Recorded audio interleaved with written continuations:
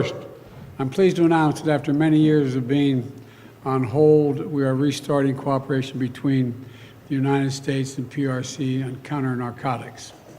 In 2019, you may remember, China took action to greatly reduce the amount of fentanyl shipped directly from China to the United States.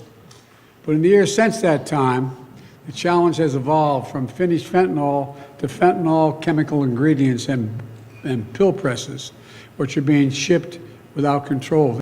So today, with this new understanding, we're taking action to significantly reduce the flow of precursor chemicals and pill presses from China to the Western Hemisphere.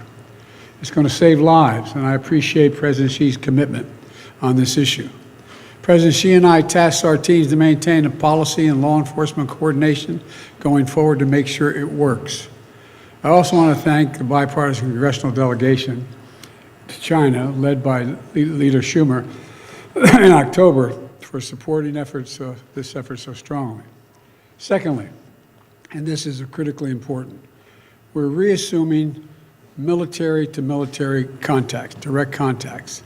As a lot of you press know who follow this, that's been cut off, and it's been very worrisome. That's how accidents happen, misunderstandings.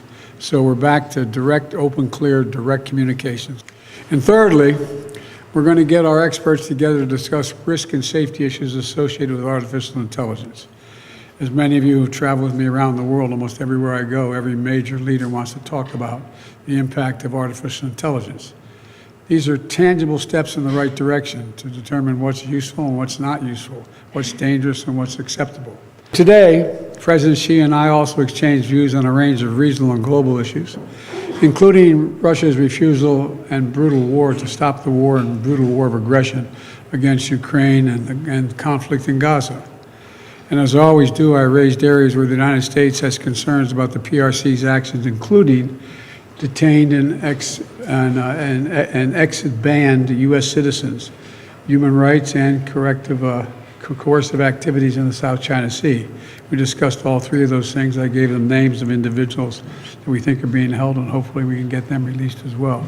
No agreement on that. No agreement on that. I also stressed the importance of peace and stability in the Taiwan Straits. It's clear that we object to Beijing's non-market economic practices and disadvantage American businesses and workers, and that we'll continue to address them. And in the months ahead, we're going to continue to preserve and pursue high-level diplomacy at the PRC in both directions to keep the lines of communication open, including between President Xi and me. He and I agreed that each one of us could pick up the phone, call directly, and would be heard immediately. President Biden, given that America is playing a key role in two major global crises, in Ukraine and in Gaza, does that alter your previous commitment to defend Taiwan from any Chinese military action? And did Xi Jinping outline the conditions under which China would attack Taiwan? Look, I reiterated what I've said since I've become president, what every previous president of late has said, that we maintain an agreement that there is a one China policy, and that I'm not going to change that. That's not going to change. And so that's about the extent to which we discussed it. After today, would you still refer to President Xi as a dictator? This is a term that you used earlier this year. Well, look, he is. I mean, he's a dictator in the sense that he is a guy who runs a country that is a communist country that is based on a form of government totally different than ours. 但是一些这个地方都要出现一些弯曲的地方，像您到这个国家是比较。